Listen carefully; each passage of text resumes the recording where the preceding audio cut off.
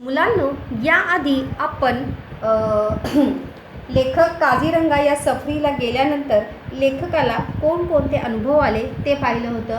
त्याच्या आधी एकशिंगी गेंड्याची माहिती आपण पाहिली होती, एकशिंगी गेंड्याची. त्यानंतर तिथे पाहिलं होतं की आसाम राज्यातील म्हटले काझीरंगा या जंगलातून सफरी करण्यासाठी किंवा फिरण्यासाठी प्रवाशांना सोईस्कर व्हावं या यात्रियों को घूमने के लिए आसानी हो, इसलिए वहाँ पर हाथियों को ट्रेन किया जाता है. तर तिथे त्याच्या पुढे बघूया. जगातील प्रचंड काय म्हणजे सर्वात मोठ्या प्राण्यात भारतातील एकशिंगी गेंड्याचा 4था नंबर लागतो म्हणतात. ऐसा कहा जाता है कि विश्व में सबसे बड़े प्राणियों में भारत के एकशिंगी गेंडे का 4था नंबर लगता है. पहिल्या तिघात आफ्रिकी हत्ती, पहले 3 नंबर पे कौन से है? आफ्रिकी हत्ती. भारतीय हत्ती व आफ्रिकेतला सफेद गेंडा यांचा समावेश होतो. और वो हाथियों में भी कोणत्या हत्तींचा समावेश होतो? भारतीय हत्ती व आफ्रिकेतला सफेद गेंडा यांचा समावेश जो आहे त्या 4 क्रमांकामध्ये 3 क्रमांकामध्ये होतो. त्यानंतर लेखक जब काजीरंगा की सैर कर रहे थे तब उन्हें घूमने के लिए एक हत्तीन मिळाली होती.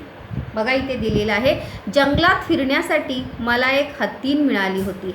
हत्तीचं लिंग बदलून काय होणार आहे? हत्तीन. हत्ती पुल्लिंग, हत्तीन स्त्रीलिंग. तिचे नाव वैजंती असे होते.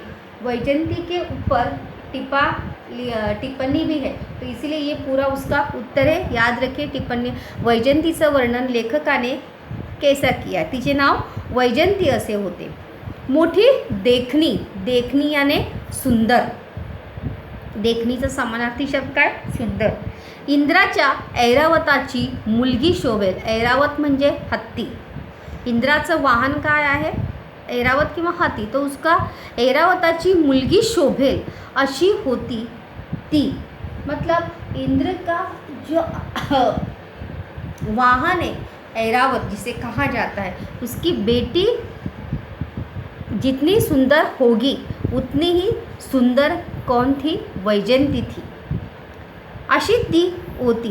ती चालत पण होती अशी ऐटीत याने रुबाबात, थाट में, शान से. ऐट म्हणजे रुबाब. याचा समानार्थी शब्द ऐटचा काय आहे? रुबाब.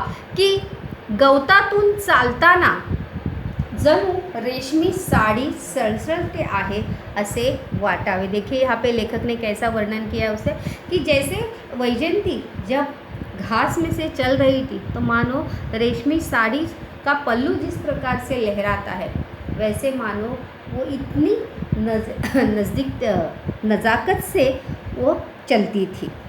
हे सगळं त्याचं वैजंतीचं वर्णन आहे. पहिल्या लाईनमध्ये आपण हे लिहायचं आहे. निघाल्यापासून थोड्याच वेळात ती एका जराशा उघड्या ठिकाणी आली आणि माहूत यानी जो हाथी को जो चलाता है वो.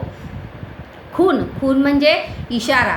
खूनचा समानार्थी शब्द काय? इशारा. खून केल्याबरोबर उभी राहिली. समोरच आमच्याजवळ एक गेंडा अगदी निश्चल उभा होता. निश्चल म्हणजे शांत. निश्चलचा समानार्थी शब्द काय आहे? शांत. चिलखत घालून पहाऱ्यावर उभ्या असलेला. चिलखत यानी क्या? जो सैन्य पे लढाई पे युद्ध करते समय जाते समय जो पहनते हैं लोहे का, त्याला म्हणतात चिलखत. चिलखत घालून पहाऱ्यावर उभ्या असलेल्या एखाद्या विशालकाय योद्ध्यासारखा. वहाँ पर एकशिंगी गेंड्याचं वर्णन लेखक ने कैसा किया है? विशालकाय यानी मोठ्या, बहादुर जैसे योद्धे की तरह या पराक्रमी पुरुष की तरह मानो वो वहाँ पर खड़ा था. जराशी मान हलवून त्याने आमच्याकडे पाहिले व मनात नक्की केली की आपली जागा सोडून पुढे मागे होण्याची जरूरी नाही.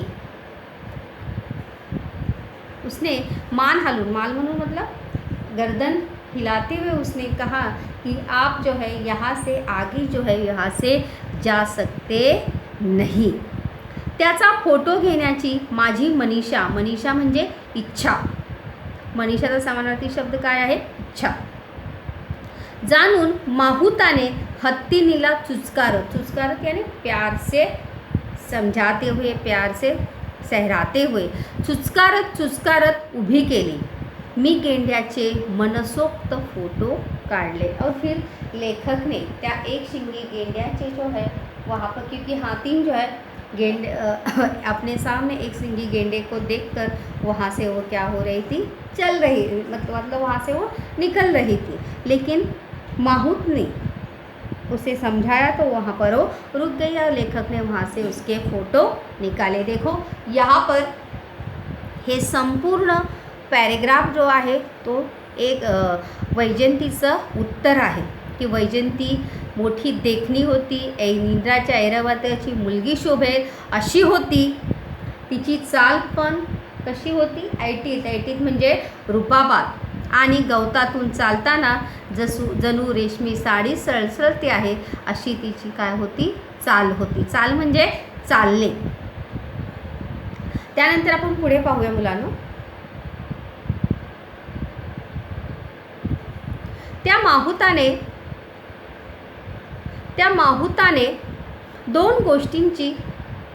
माहुताकडून दोन गोष्टींची माहिती मिळाली. बाजारात गेंड्याच्या नाकावरील शिंगांची किंमत जवळजवळ 2000 रुपये इतकी असते. वहाँ पर लेखक को उस माहुत से कौन सी जानकारी मिली की गेंड्याची जी शिंग आहे नाकावर, उसके नाक, एक शिंग जे असतं ते नाकावरचं, उसकी बाजार में किंमत कितनी है, जवळजवळ 2000 असते. एक व दुसरी अशी की शरीर थंड राखण्यासाठी चिखलाने अंग माखून घेणारा गेंडा हा सामाजिक आरोग्याचा भोगता असतो. यहाँ पर गेंड्याच्या सवयी यानी गेंड्याच्या कौन कौन सी आदतें थी उसके बारे में भी टिप्पणी है. तो ये उसमें उत्तर में ये लिखना है कि शरीर थंड राखण्यासाठी चिखलाने अंग माखून घेणारा गेंडा हा सामाजिक आरोग्याचा भोगता, आरोग्याचा भोगता यानी वो आरोग्य प्रिय है, वो अपनी शारीरिक स्वस्थता का और साथ ही साथ अपने साथ साथ दूसरे प्राणियों की भी या दूसरे प्राणियों का भी वो ध्यान रखता है कि अपने वजह से या उसकी वजह से किसी को तकलीफ ना हो. त्यामुळे तो शरीर थंड राखण्यासाठी चिखलाने अंग माखून घेणारा, माखून याने पूरे शरीर पर वो क्या लगाता था, कीचड़.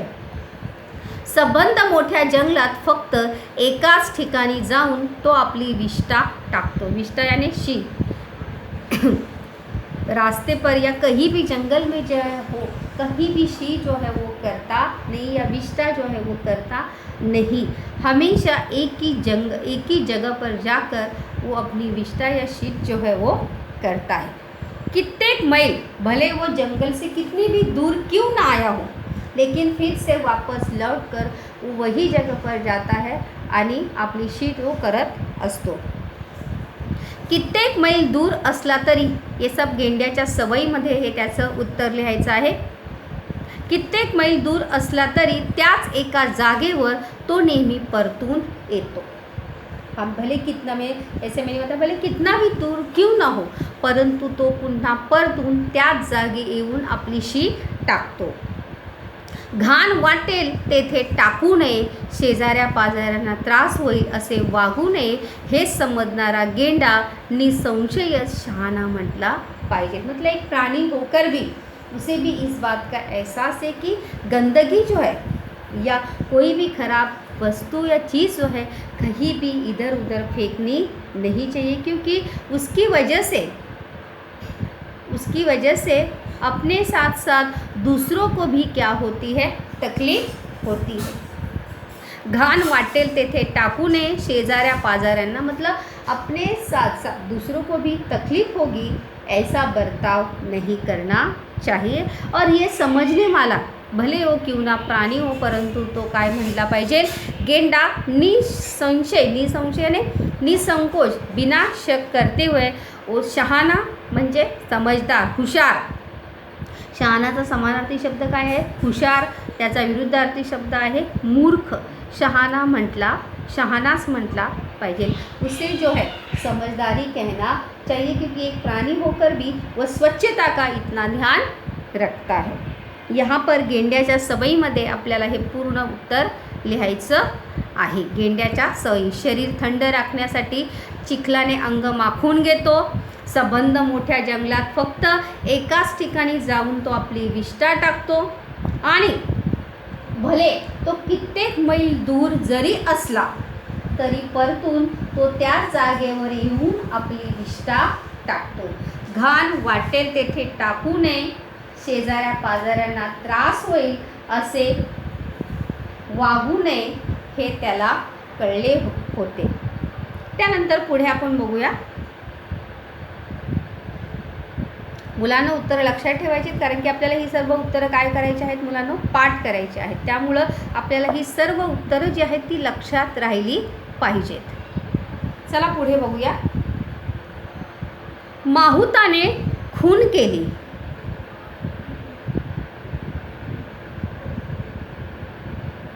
माहुताने खून केली व गरकन वळसा घेऊन याने गोलाकार फिरून, खून म्हणजे इशारा, वैजंती दुसरीकडे निघाली।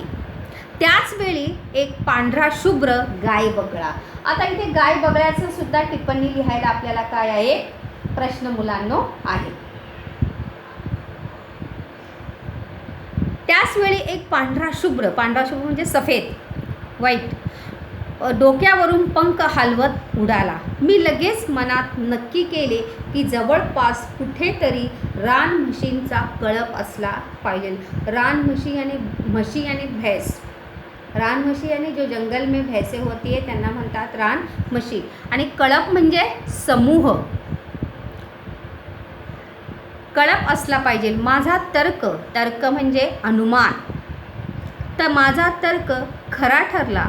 गिरकी घेऊन बगळा जिथे उतरला त्या दिशेने माहुताने वैजंतीला हाकारले यानी उस दिशा से या उस रास्ते से वैजंती को लेकर गए आणि 5-15 म्हशींचा एक कळप शांतपणे चरताना आमच्या दृष्टीस पडला।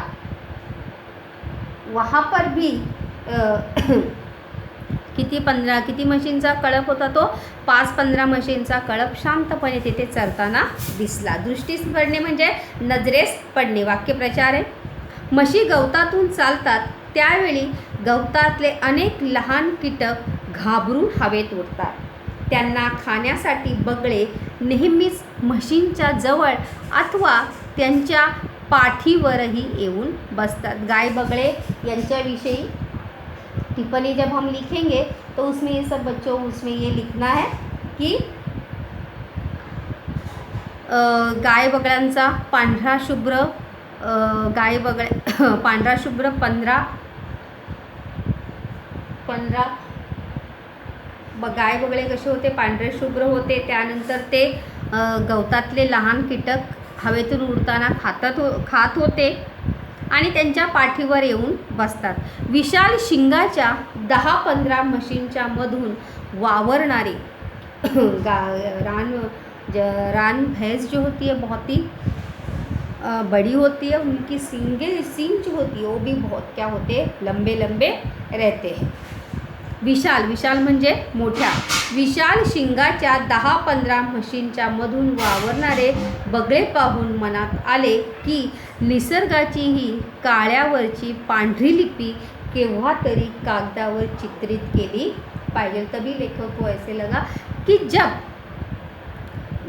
रान बगळे व्हाईट बगळे जे आहेत ते कशावर बसले होते, मशीनवर बसले होते। और भैंसे कौन से रंग की रहती है, काले रंग की भैंसे रहती है। और उस काले रंग पर जब सफ़ेद रंग के बकुल पक्षी बैठे थे तब लेखक को ऐसे लगा कि ये चित्र जो है क्या करना चाहिए, कागज पर उतारना चाहिए।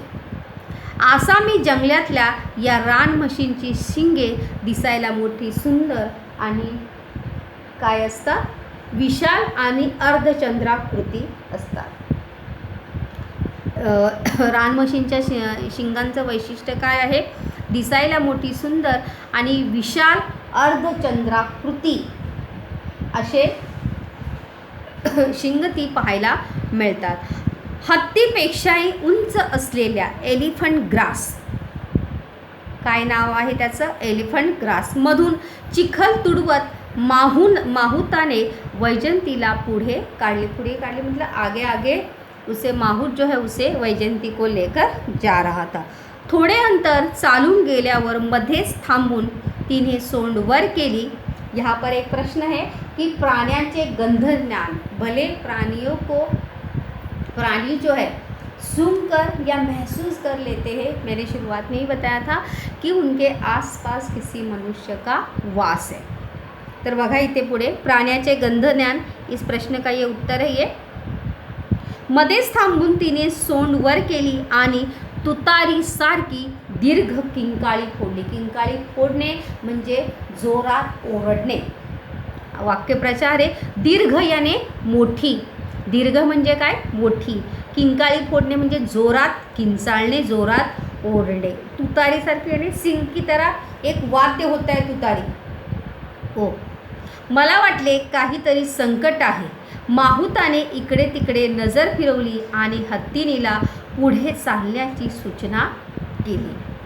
सावधपणे पावले टाकत गवतातून चालत ती एका डबक्यापाशी, डबके याने जहाँ पे पानी जमा होता है, ओ डबक्याच्या काठावर एक हरिण मरून पडले होते. और सही में वैजंती को पहले से ही एहसास हुआ था कि ज़रूर कोई अघटित घटना घटी है. जैसे मैंने ये बताया था कि प्राण्याचे गंधज्ञान, इसका ये उत्तर है की हत्तीनीने पुन्हा एक हरिण मरून पडले होते. हत्तीनीने पुन्हा एक किंकाळी फोडली. किंकाळी फोडणी याने जोरात ओरडणे आणि तोंड हवेत फिरवून चारी दिशांचा वास घेतला. वास घेणे यानी सुगंध घेणे, या उसने देखा कि आसपास कोई जंगली जानवर या कोई मनुष्य तो नहीं है जिससे उसे क्या हो, खतरा हो. जणू काय मृत्यूची पावले या मानो ऐसा प्रतीत हो रहा था कि वो अपने आसपास जो है देख रही है कि कहीं और कोई संकट जो है उसके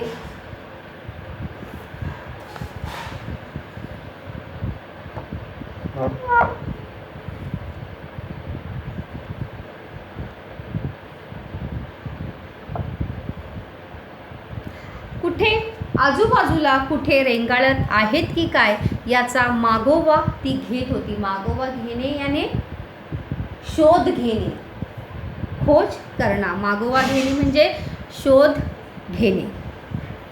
माहुताने वैजंतीला जरा खाली वाकायला लावले. माहूत जो है वैजंती को नीचे झुकने के लिए वहाँ पर वो कहता है आणि आपल्या सोबत्याला खाली उडी मारायला सांगितले. त्या सोबत्याने उनके साथ में जो दूसरा भी बैठा था उसे वो नीचे उतरने के लिए कहता है. त्या सोबताने खाली उतरून हरणाच्या प्रेताचे नीट निरीक्षण केले. कुठल्या तरी प्राण्याने छातीत शिंग खुपसून त्याची हत्या केली होती. हम सभी जानते हैं कि बड़े प्राणी जो है छोटे प्राणियों को क्या करते हैं, खाते हैं या उनके ऊपर आक्रमण करके उनको मार कर खाते हैं. तो उसी प्रकार से किसी बड़े प्राणी ने, कुठल्या तरी प्राण्याने छाती शिंग खुपसून त्याची हत्या केली होती. किती नाजूक सुंदर जीव, पण जनावराच्या एका आंधळ्या वेड्या लहरीबरोबर चक्काचूर झाला. चक्काचूर होणे म्हणजे नाहीसे होणे. ये भी यहाँ पर वाक्य प्रचार है. वेड्या लहरी बरोबर मतलब प्राणी उसने भले एका मोठ्या प्राण्याने भले उसकी चीरफाड़ की थी, त्याच्या छातीत शिंग खुपसले होते, लेकिन उसे खाया नहीं था, सिर्फ उसे मार कर वही छोड़कर वो गया था. इसीलिए वहाँ पर कहा है वेड्या लहरी बरोबर. लहर यानी आदत, बिना सोचे समझे किया हुआ काम. वेड्या लहरी बरोबर चक्काचूर. चक्काचूर होणे म्हणजे नाहीसे होणे. एक झटके में त्या प्राण्याचा, त्या हरणाचा काय गेला होता, जीव गेला होता. माझे मन क्षणभर बधीर झाले. मन बधीर होणे म्हणजे मन सुन्न होणे, दुखी होना, कुछ भी समझ में ना आना.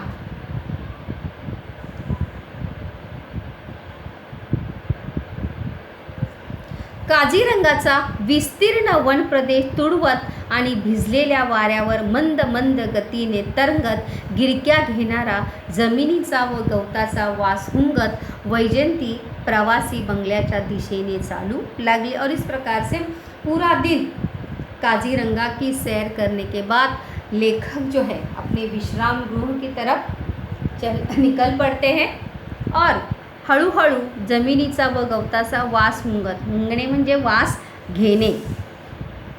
का कोण जाणे, पण वाटेत पुन्हा ती थबकली म्हणजे थांबणे, रुक जाना. आणि त्याच वेळी समोरून हरणांचा एक कळप उड्या मारत पळत पळत निघून गेला. एक पल जो है वो रुक जाती है आणि वहाँ से सामने से कौन आ रहा था, हरणांचा कळप. कळप म्हणजे समूह, हरण म्हणजे हिरण. त्या हरणांकडे पाहून एक विलक्षण समाधानाने माझे मन भरून आले. विलक्षण म्हणजे वेगळे, समाधान म्हणजे आनंद, मन भरून येणे म्हणजे दुःखी होणे, मन भरून येणे म्हणजे आनंद होणे. मन भर आना याने दुःख होणार. त्यांचा तो कळप सारंगाचा आहे. सारंग म्हणजे ढग. त्यांचा तो कळप सारंगाचा आहे असे मनाला वाटू लागले. किंचित काळसर अंगावर अस्पष्ट पांढुरके ठिपके असलेल्या हरणांना संस्कृत भाषेत सारंग म्हणतात. हरणांना संस्कृत भाषा में क्या कहते हैं, सारंग म्हणतात. काय म्हणतात, सारंग. या हरणांचा कळप वेगाने जातो त्यावेळी एखादा काळा पांढरा ढग वाऱ्यावर तरंगतो असे वाटते. उनका वो रंग देखकर मानो लेखक को ऐसे प्रतीत हुआ की ते काय आहेत, सारंग आहेत, काळ्या पांढऱ्या ढगा सारखे. ढगालाही संस्कृत भाषेत सारंग हे नाव आहे. जसे की मैंने पहले ही बताया की ढगाला सुद्धा संस्कृत भाषेत काय म्हणतात, सारंग असे म्हणतात. वैशाखातल्या पांढुरक्या ढगासारखे क्षणाक्षणाला वेगळे रूप घेणारे मन तिथे घोटाळत असता वैजयंती काझीरंगाच्या कडेला येऊन उभी राहिली. प्रवासी बंगला तेथून जवळच होता. और वैजयंती जो है लेखक को वहाँ पर बंगले या उनके विश्राम गृह के पास वहाँ पे छोड़कर कुछ ही दूरी पर वो वहाँ पर रुक जाती है और लेखक जो है अपने विश्राम गृह में लौट जाते हैं. यहाँ पर बच्चों एक स्वमतचा प्रश्न आहे की तुम्ही केलेला जंगल प्रवास याविषयी थोडक्यात माहिती लिहा. हा एक स्वमताचा प्रश्न होऊ शकतो, स्व अभिव्यक्तीचा प्रश्न आहे. आणि स्वमताचा प्रश्न दुसरा एक होऊ शकतो की प्राण्यांची काळजी घेणे हे प्रत्येक नागरिकाचे कर्तव्य आहे. या विधानाशी तुम्ही सहमत आहात का, याचं सुद्धा उत्तर, स्वमताचं उत्तर जे आहे ते आपल्याला लिहायचं आहे.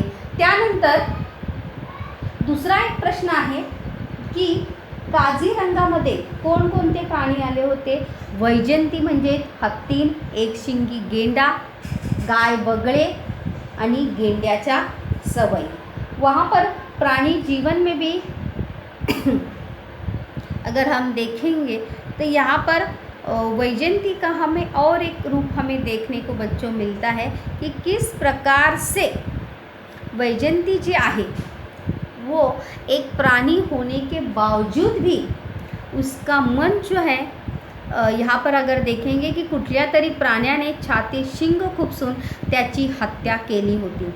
किती नाजूक सुंदर जीव, पण जनावराच्या एका आंधळ्या याने बिना सोचे समजे किया हुआ कार्य आंधळ्या वेड्या लहरीबरोबर चक्काचूर झाला होता. बस बिना सोचे समजे एक प्राणी की गलती की वजह से दुसऱ्या प्राण्याचं काय गेले होते, प्राण तिथे गेले होते. और ये देखकर वैजयंती के साथ साथ लेखकाचं मन सुद्धा काय झालं, माझे मन क्षणभर बधीर झाले, मन सुन्न हो गया, मन सुन्न हो गया, कुछ भी समझ में नहीं आ रहा था लेखक को की काय करावे. त्यानंतर पुढे आपण पाहूया की काझीरंगाचा विस्तीर्ण म्हणजे विस्तार खूप मोठा प्रदेश तुडवत आणि भिजलेल्या वाऱ्यावर मंद मंद गतीने तरंगत गिरक्या घेणारा जमिनीचा वास. और ये सब करते हुए लेखक को और वैजयंतीला पुन्हा एकदा रस्त्यामध्ये कोण दिसलं होतं, हरणांचा कळप उड्या मारत पळत पळत निघून गेला. और वैजयंती और लेखक इस बात से खुश थे कि ते हरणांचा तो कळप सही सलामत वहाँ से क्या हो रहा था, अपने लौट रहा था. और यही देखकर लेखकाचं मन काय आलं होतं, यहाँ पर देखो दिया, त्या हरणांकडे पाहून विलक्षण समाधानाने माझे मन भरून आले की ते काय आहेत, त्यांचे प्राण या उनकी जान जो है वो सलामत है. त्यांचा तो कळप सारंगाचा आहे असे मनाला वाटू लागले. सारंग म्हणजे ढग आणि हरणाला सुद्धा काय म्हणतात, सारंग असे म्हणतात. और लेखक को मानो ऐसा लगा की त्याचं सुद्धा आपण चित्र काढलं पाहिजे. और इसी प्रकार से लेखक बहुत सारी यादें लेते हुए अपने विश्राम कक्ष की ओर क्या होते हैं, लौट जाते हैं. अशा प्रकारे मुलांना आपण एक प्रवास वर्णन, एक साहित्यातला प्रकार आपण अनुभवलेला आहे की काझीरंगा हे भारतातलं भूषण आहे आणि ते कोणत्या राज्यात आहे, आसाम या राज्यात आहे. और जैसे कि मैंने इसके पहले भी बताया था कि विश्व विरासत प्राकृतिक सूची में बच्चों उसका नाम जो है क्या है, दर्ज है. आणि काझीरंगाला कर्दमभूमी का म्हणतात, कारण की तेथे चिखल, कमरे एवढ्या चिखलातून चालावं लागतं. त्यामुळे सगळीकडे उंच गवत वाढलेलं असतं आणि माणूस त्या जंगलातून चालू शकत नाही. चालण्यासाठी माणसानं तिथे आसाम राज्यातील सरकारने कशाची योजना केली आहे, किसका नियोजन करके रखा है, हत्तीन वहाँ पे ट्रेन करके रखा है कि जो यात्री आएंगे, प्रवासी आएंगे, उनको सभी को जंगल की सैर कराने के लिए. तर हे सर्व प्रश्नांची उत्तरं जी आहेत ती आपण तुम्हाला पाठ करायची आहेत. इसका जैसे मैंने शुरुआत में ही बताया कि इसका पैसेज बच्चों हमें आता नहीं. 3 नंबर के लिए एक प्रश्न होता है, त्यामुळे सर्वांनी पाठ भी सर्वांनी चांगल्या प्रकारे लक्षात ठेवायचा आहे की वैजयंतीचं काय वैशिष्ट्य, एक शिंगी गेंडा, गेंड्याच्या सवयी, गाय बगळे, कर्दमभूमि, ये सभी बातें जो है बच्चों आपको याद रखनी है. और सोमत के जो मैंने प्रश्न बताए वो भी आपको अच्छे से याद रखना है.